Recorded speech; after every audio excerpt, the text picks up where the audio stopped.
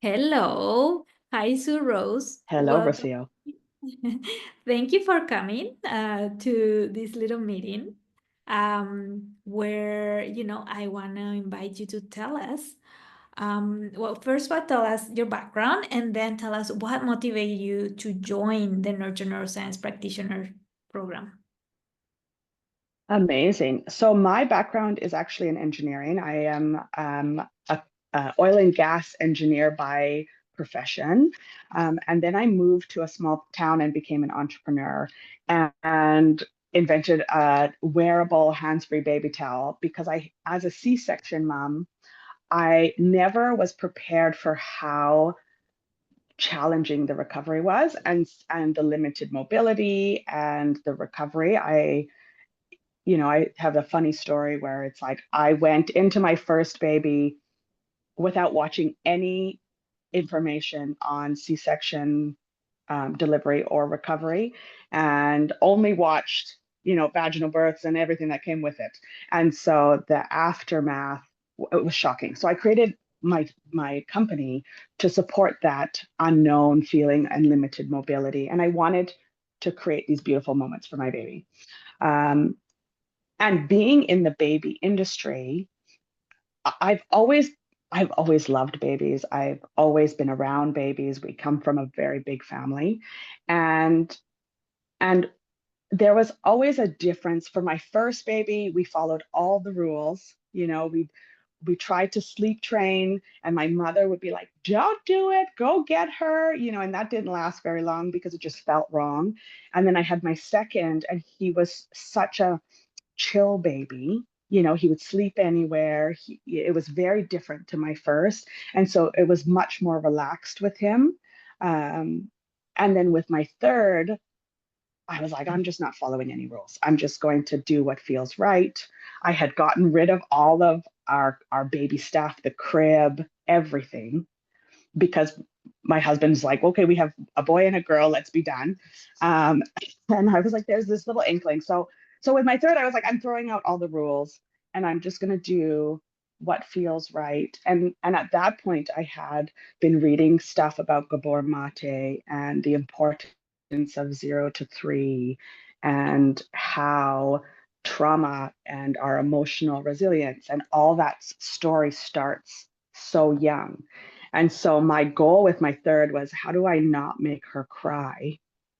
Or if she does cry, respond right away. So then she only learns to cry, when she needs something, and we respond. And and then it was basically my own test because I didn't know the science of it at all. It was it was just like I had an opinion, and my third You baby was felt like you beginning have to an be opinion, yeah.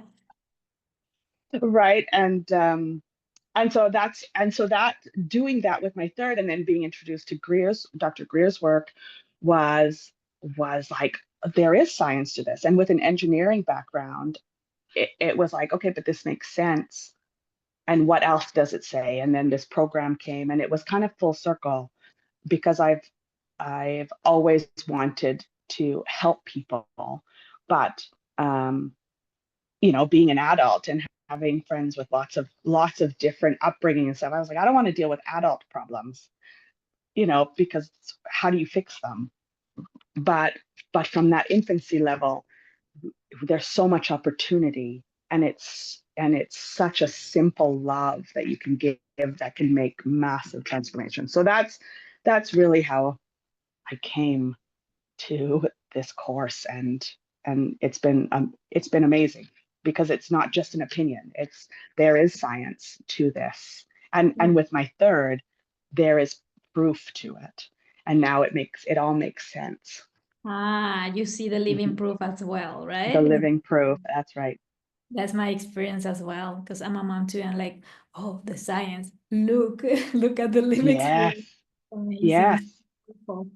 And so, do you feel like after being in the program now, you have more skills and resources to support parents? Yes, absolutely. And I think the biggest thing that I took away from the course is, we live in this world where people are so polar, right? Like everybody, you know, there's so much triggering that happens, and guilt and fear that society gives. And the biggest thing is, I mean, parents will do what they feel is best, but how we as practitioners and and fellow moms lead with love is massive. And it allows that curiosity to come with love as well. I have a friend who lives out here, and she had a very, you know, her infancy was not high nurture. It was very low nurture. She was very ill a lot of her life, and she had a baby girl, and she's trying her hardest to high nurture, because she doesn't want this narrative to continue. But even in talking with her, there's always that pullback. You know, it's like, you know, especially around sleep, especially around, you know, the natural sleep patterns of babies, and the questioning. So I think just being able to lead with love and curiosity, and allow people to do what they think is best, but also support them with information, makes, you know, even if it plants a seed. I think you said that once. All Yeah. you know, even if it plants a seed that can then start to grow on its own, is massive. Yeah, I seen this too, like planting seeds, and you might not see it right away. You might see it with a second Hmm. child, and it just I don't know where it comes. You know, oh, Yes, somebody told me, and that this somebody might have been you. You know, yes, yeah. absolutely, absolutely. And it's And just, so, and that piece, yeah. no, what were you gonna say? Well, and you know, and especially in the society we live in, you know, we're constantly bombarded with the same message, and to offer a piece of, okay, but maybe look at it this way, and there's hope in this, and it's never too late. You know, you don't just have to do it when they're little. You can start anytime, but it is a mindset, and once you can share that mindset, um, I think people eventually resonate, because people They're babies. they They love love their their babies. babies. Yeah, Yes. yeah. And so, what would you say to someone wanting to join the next cohort? I would say, especially if you're on the fence, but if there's, you know, if there's something in you that speaks to, um, the curiosity, and you just don't know, but there's the curiosity, I would say do it. Because everything starts with curiosity, everything starts with an idea, and once you start getting the knowledge and the science behind it, it takes it away from opinion, like I say, opinion, right? It gives you a foundation of information that, no matter if it's you have kids, or you're going to have kids, or, um, you know, it's somewhere down the line, or you just want to work with babies and children, it is, women's wellness and baby wellness are always left last, and yet this can transform the future, because it puts them first.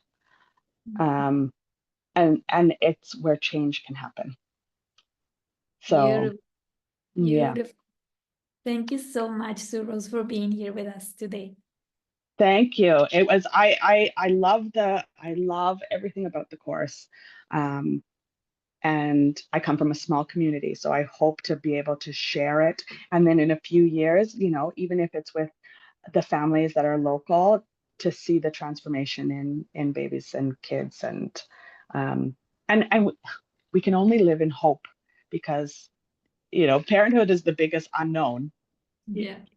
But if we start with the best intentions, then it only can be good, I believe. I'm sure your community is going to benefit so much. Yes.